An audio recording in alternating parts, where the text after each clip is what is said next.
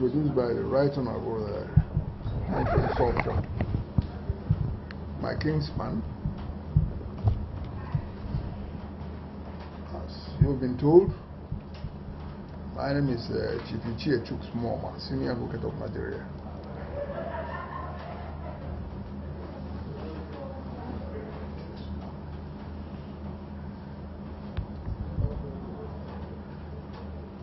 I popularly go by the traditional title of Oraifite.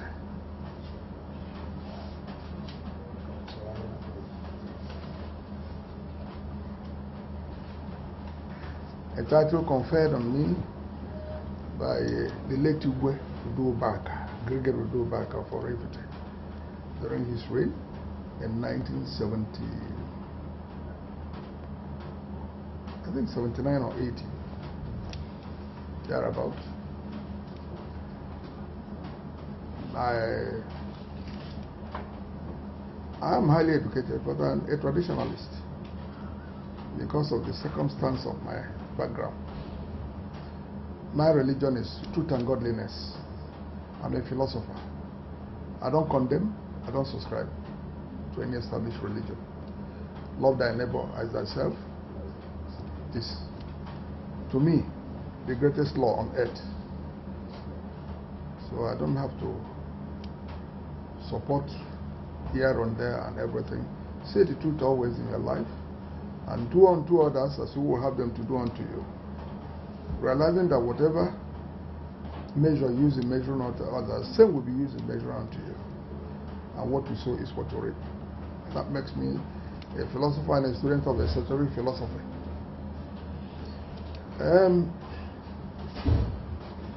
Oraifite is in a terrible situation.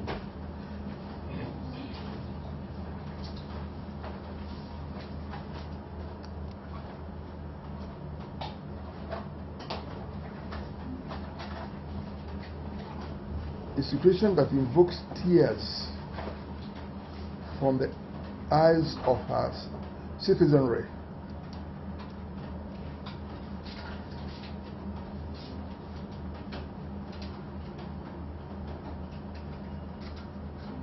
The flagrant breach of fundamental rights in Oraifite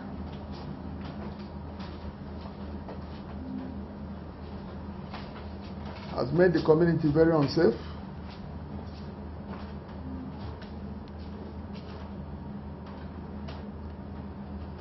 Our children have been arrested, taken away without due process.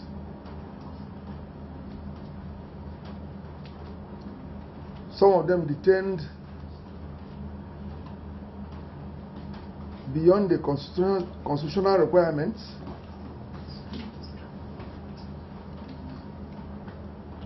Eventually released.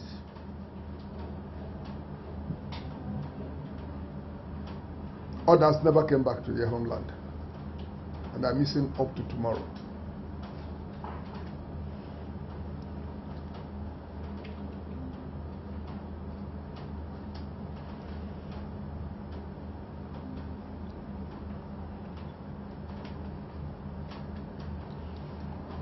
The most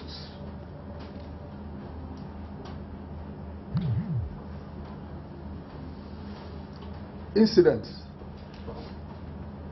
that brings me to tears every time I think about it is that of Mr. Christian Okumo,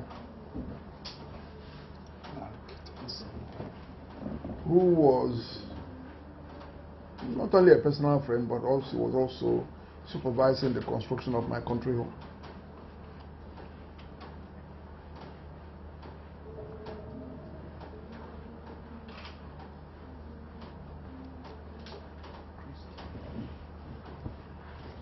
I knew that he had some disagreements or differences with Mr. Orakwe Wilson Emekofo,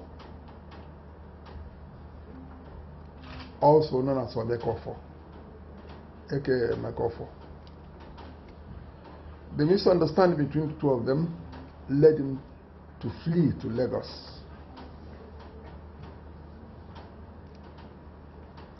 And over the telephone, he told me, this man wants to kill me. I'm quoting him. This man wants to kill me. I'm afraid to come back to the East. Then I advised him to come back to Aba, my residence, because I'm domiciled in Aba. So he came back straight to my residence at Aba, where I accommodated him.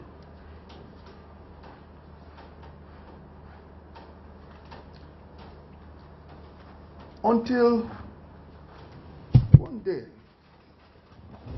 he told me he wanted to go back to Oraifite. I said, what? He told me that the Mekofo, quoting him, or quoting myself, wants you dead. I told him to come and take refuge in my house at Aba, beyond his reach, obviously beyond his reach. So why do you want to go back to Rift? Quoting myself. He said, well, he felt uncomfortable, was meeting his wife, was missing his family and all. Against my advice, he went to Oraifite.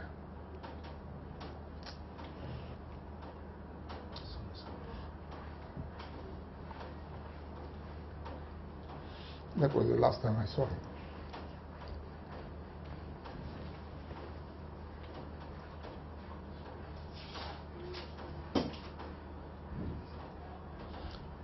I've come all the way to say what I know.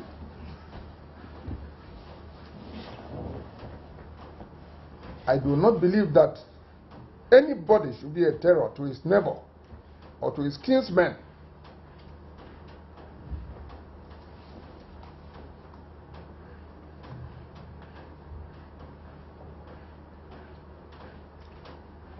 Those who are fortunate to be rich should use their wealth to help their neighbors, to help their kinsmen and kinswomen, to help their friends, to help the poor, and all those who may be in need of assistance. I do not believe that the essence of wealth is to enable one to oppress and brutalize others. Oraifite has lost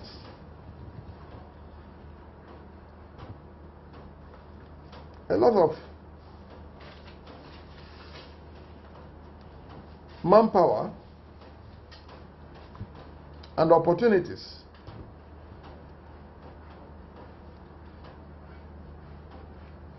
because the serpent dwells in the community.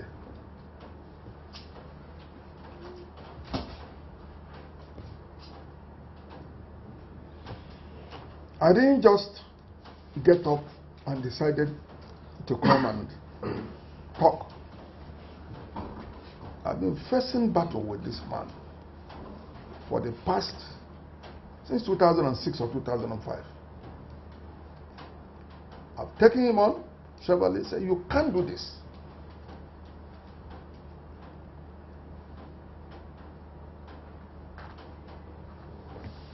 He has no respect for anybody.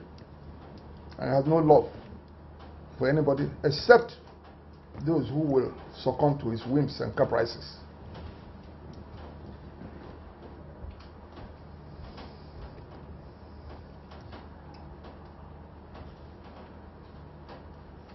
And it is not everybody that can be used.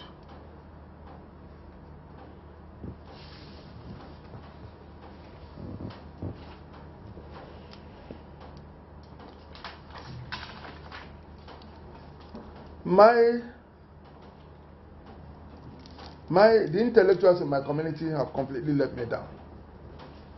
The intellectuals in my community. There are not a lot of honorable Humphrey and so far around. There may not be a lot of Chooks Moma around.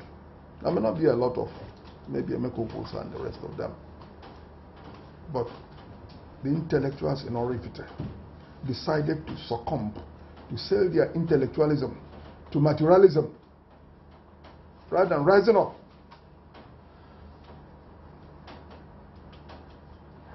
To face the challenge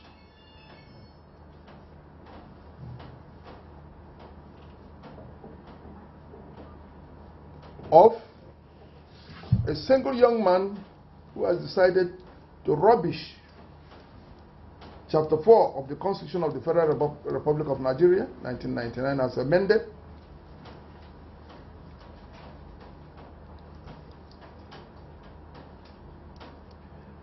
a young man who felt and still feels that he has to dictate who will be the traditional law of the community, who will be the OB of the various quarters and villages of Oraifite, who will be chairman of Oraifite Improvement Union, is intermeddling in the affairs of the various quarters and villages that make up Oraifite.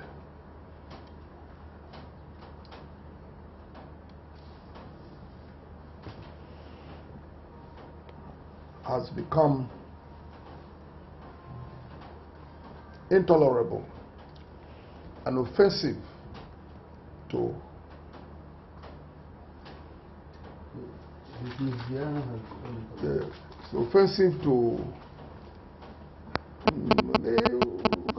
common sense. Offensive to common sense. I don't begrudge anybody's wealth. I pray that my people should be very rich. I am not, but I'm satisfied, I'm contented.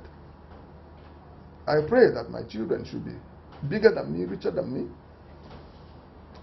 And that is my prayer for everyone who is younger than me, even those who are older than me.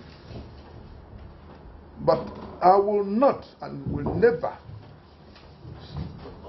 I will not and will never bend my knees terrorist.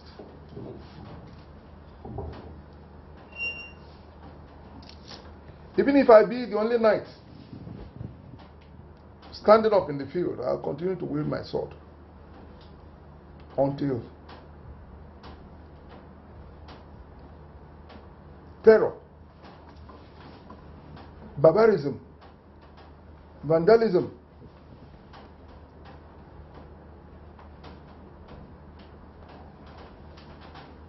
and all that militates against the law and decent society is or are defeated. I'm not a coward, I'll never be a coward. Well, you may see, look at me and look, I'm 76 years old.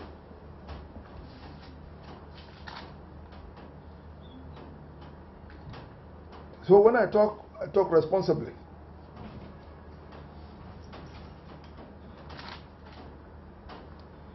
I practiced law for 46 years in Nigeria.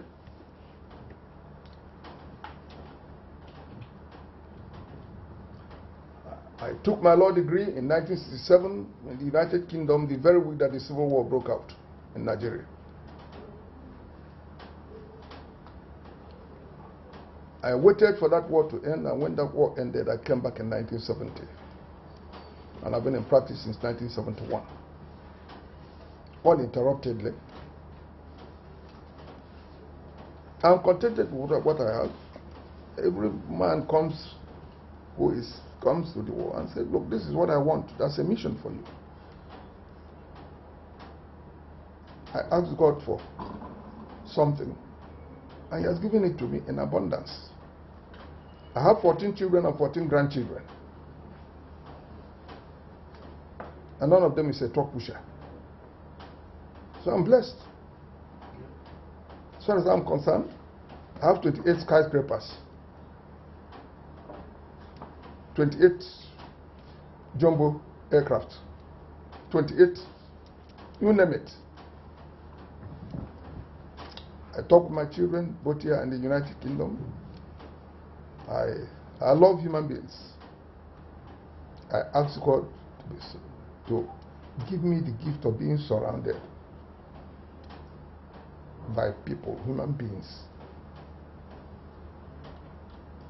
In His infinite mercy, He most abundantly answered my prayer. So I'm not here to run anybody down, but I'm here to speak for the downtrodden, those who cannot speak for themselves. I've spent my time for the past 46 years going about to speak for people in other communities who could not speak for themselves, to defend the oppressed and the weak in other communities. If I fail to do so in my own community, then I'm a failure to my ancestors. I have come to speak to save Oraifite, not to oppress anyone.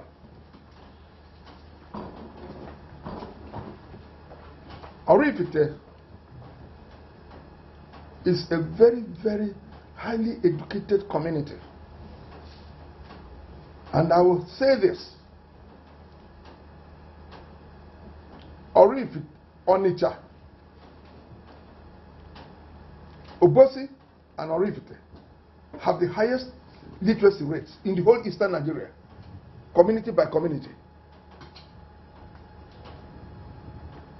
This is statistically true.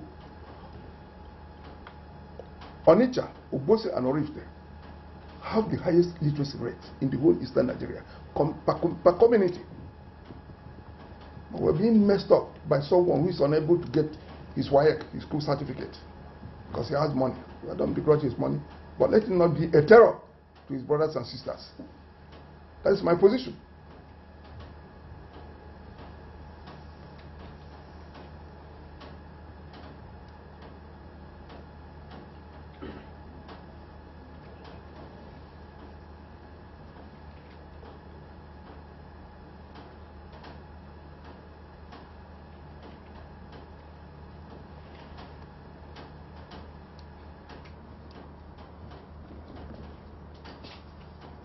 I've had a personal experience at his hands,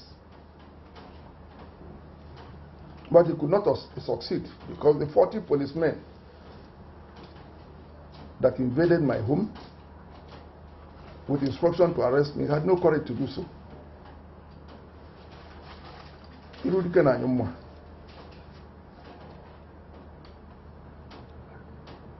The fact that you are sent to go and fish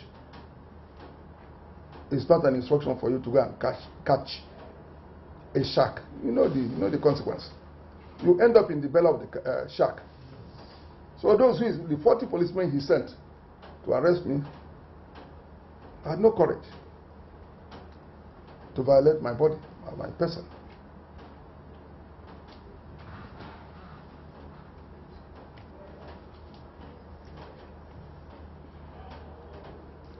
If he could dare,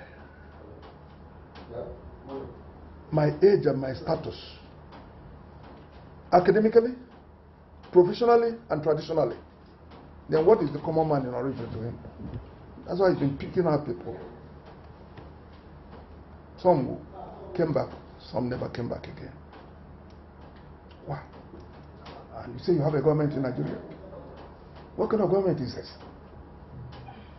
That will stand by and see destruction of lives by one single man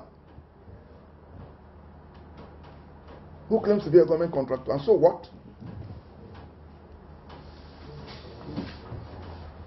So this is a cry to the world and to the federal government, including the state government, our politicians, to come to the aid of Oraifite. Oraifite is being destroyed.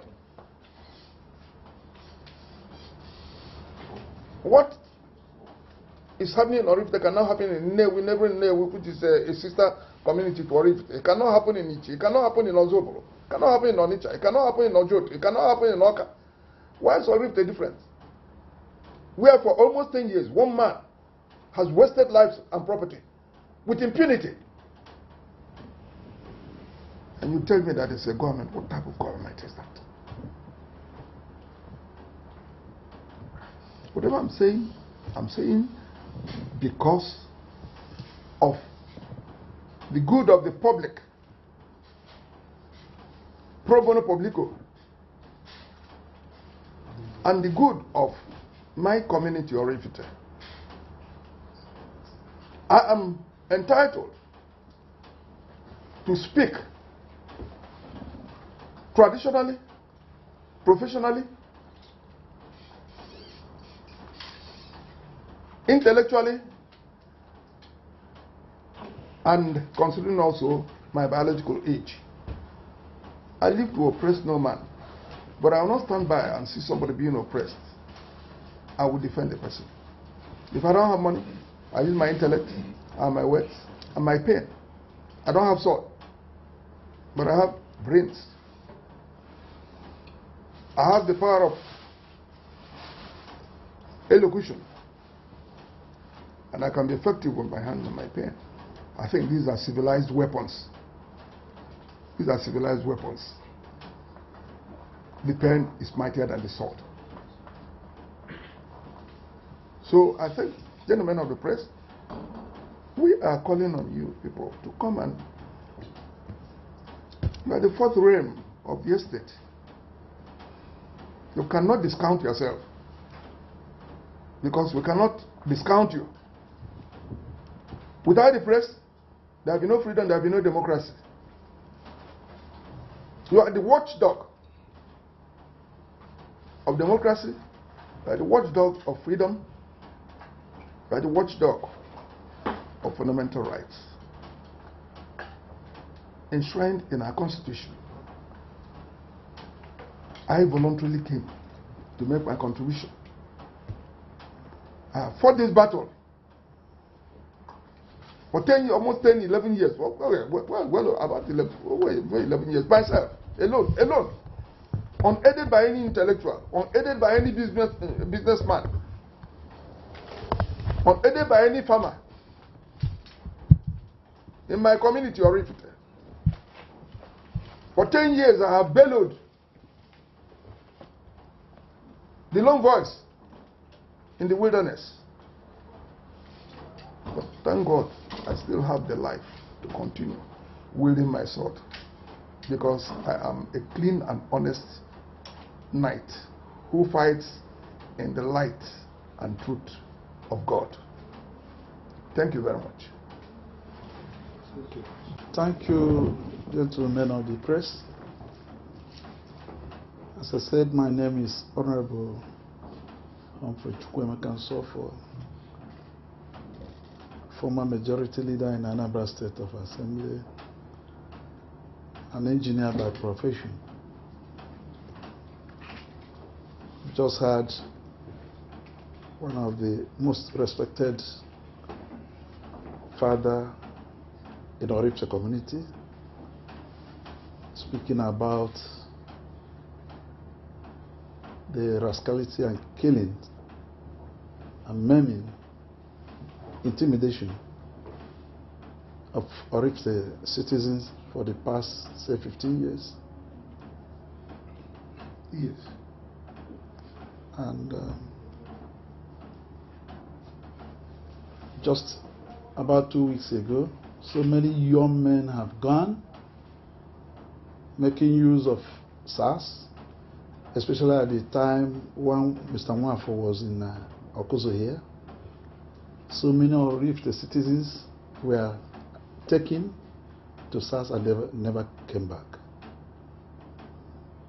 And just on precisely on 26th of last month, as my junior brother Prince Nana Nsofo,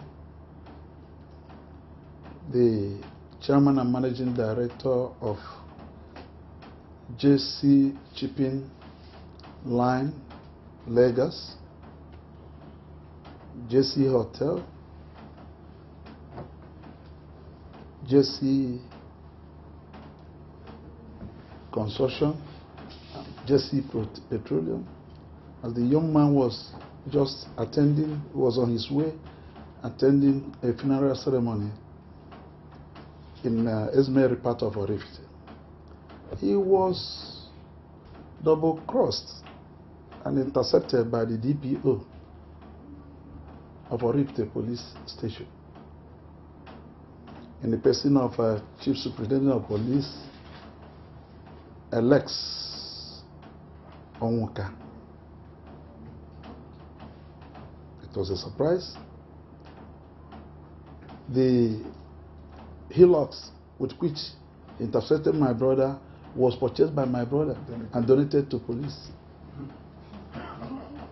And the man never didn't know my brother. And he called me. By then the man has been buried, and the nights were at Uzofundu's house.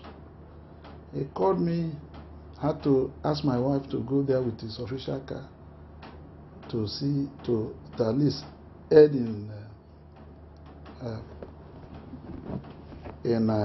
bringing him out of the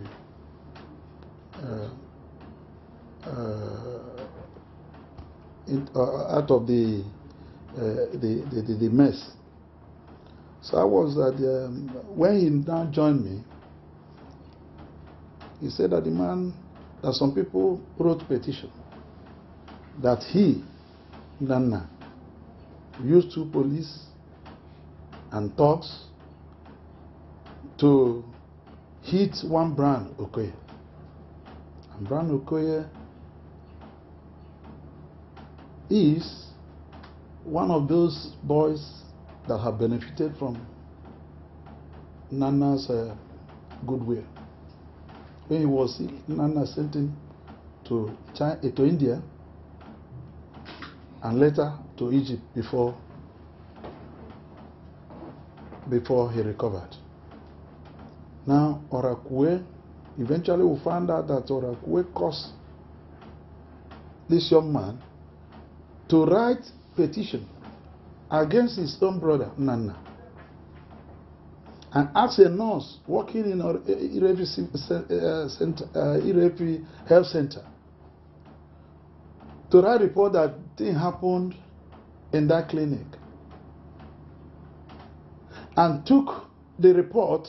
The DPO carried the Brown to a medical doctor, a private medical doctor called Namdi Kendelem of Anglican Diocesan Hospital, Newi,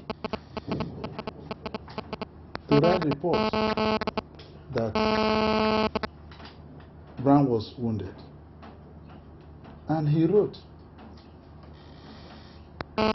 when we discovered the way the whole thing, Nana's lawyer now wrote to AIG because Nana knew. He has witnessed so many people who were arrested in like manners who never came back. So he now ran to report to AIG. That was on Friday, 27th. By the time AIG called for the file through the Commissioner of Police, Anambra State, and those from Umuahia came back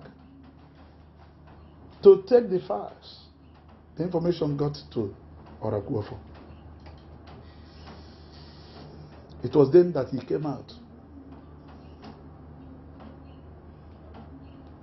And on Saturday, Orakuofo moved to Umuahia to intimidate the AIG, calling the outside DIG he knew to call back the file from AIG Umuahia back to DPO Oraifite. I've never had such a thing, that a case being handled by Assistant Inspector General of Police is now taken back to DPO. So when I noticed an abnormality, then we had to cry to the IG. And IG could not believe what the story. Before then, on Sunday, precisely on Sunday, the DPO of Oraifite, with so many police that some of them looked like thugs. They were carrying guns, but without uniform. They invaded Jesse Hotel, owned by Nana Sof, to arrest him. Yeah. As early as 4, early in the morning. And thank God, all the activities here were caught on camera.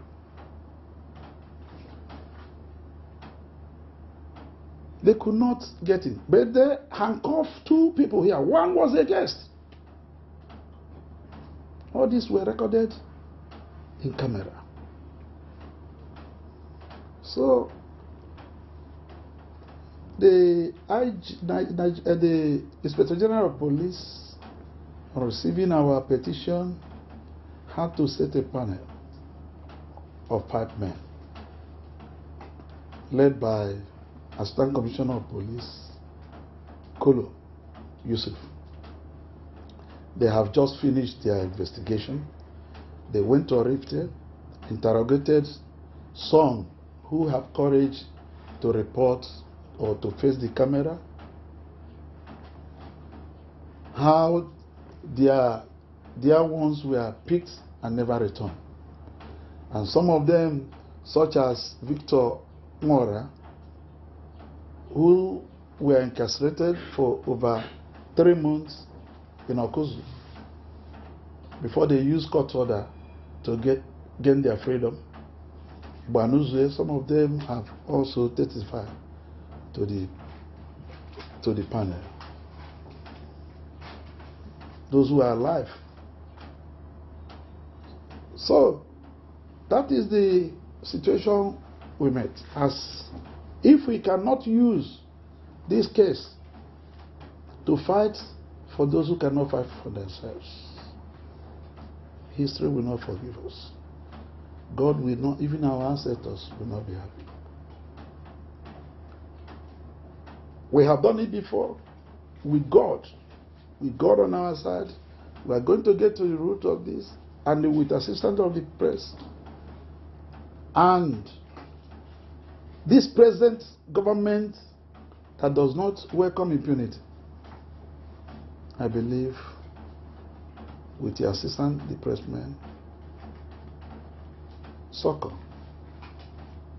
shall come to our way. Oraifite people have been out. Some of you know, when I had opportunity to contribute in this state, it's after that you cannot do business, or Akwemeka offer will go there out there to block you. Whatever, only him is born. The only cock to crow. To live in Oraifite. But that is not the wish of God. So I'm praying you to use your profession to help us to fight for Oraifite, to get freedom once again. Thank you very much. Your question is there, what do we want either the state or federal government or the authorities to do? We want the authorities, that includes federal and state governments,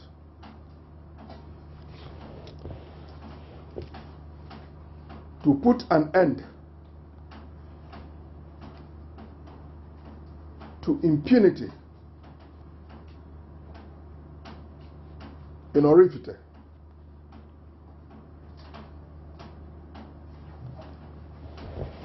Whether such impunity is perpetrated by Mr. Wilson or Okuofo, aka Emeka, or by any other person whatsoever, we desire the rule of law in Oraifite. which is a legitimate and civilized desire. Come to think of it, everybody wants the rule of law and not the rule of the jungle.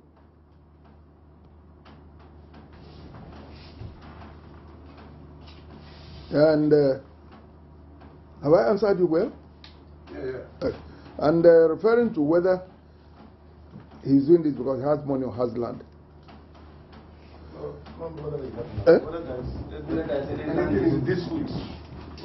Why do you think he's doing what he's doing? Well, you see, it's a question of psyche. You understand what I mean? It's a question of psyche. And if you know, if you have, let me take you a little bit into psychology. If you meet a man with an inferiority complex, he's usually aggressive.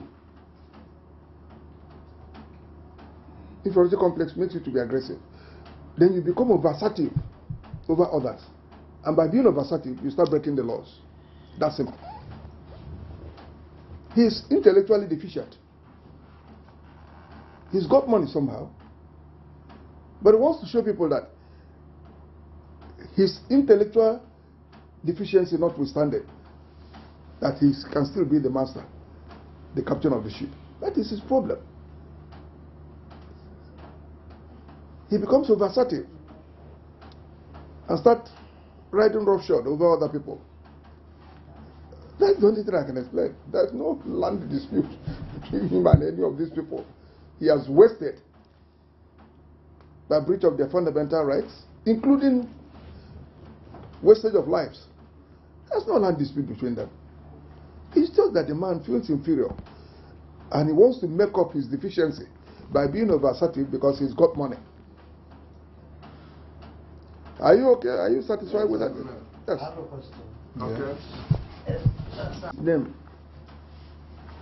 The name of the officer who was in league with